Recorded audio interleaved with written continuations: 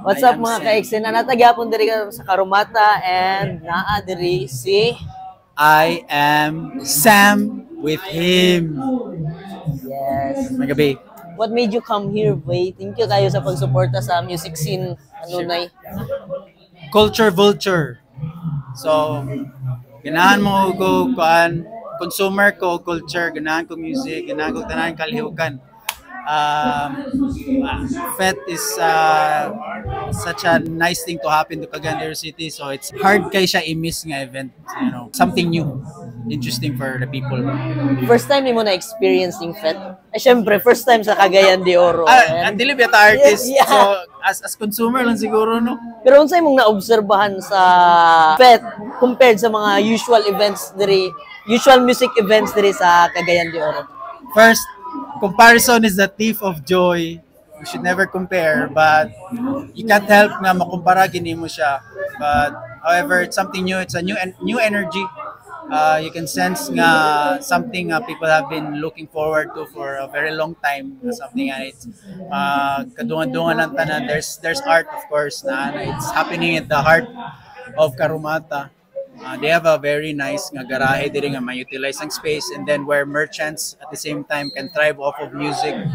Kabalo na ba kung nay music, mabiyan na ang mga restaurant magbutang og show band. Yes. So part of the attention is the current currency sa economy nato sa society. Wherever there's attention, diha magdapok tanan. So if na music, then especially if it's good music, it attracts eyes, and this is something new, well, something old and new.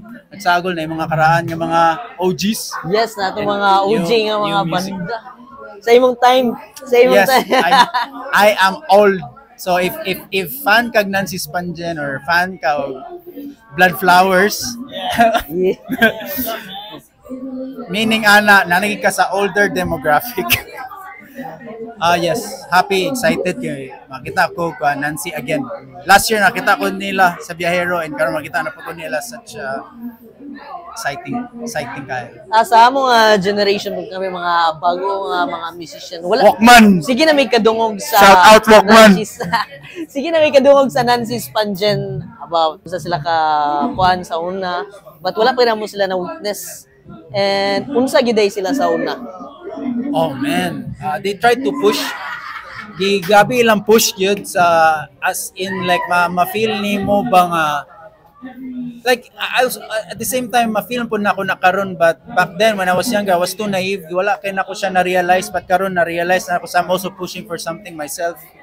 It takes one to know one. So wala ko kabaloon sa ilang mga lakaw sa una ba. So when now looking at hindsight, I na-realize na ako giyon sa pag-push ni Chuck Balls ang basis sa una.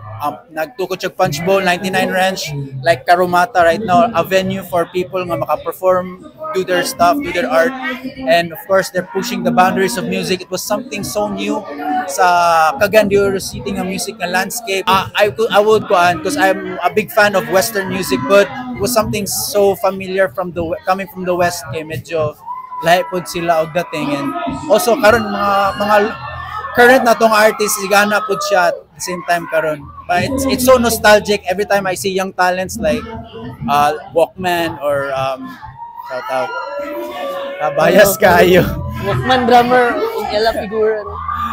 so anytime, you know, I get a sense of that same energy, but may not sound the same, pero murag, you know, the passion and the push is there. Murag this is it, murag wala na ilain bitaw, murag just that, murag ang nostalgic lang a feeling.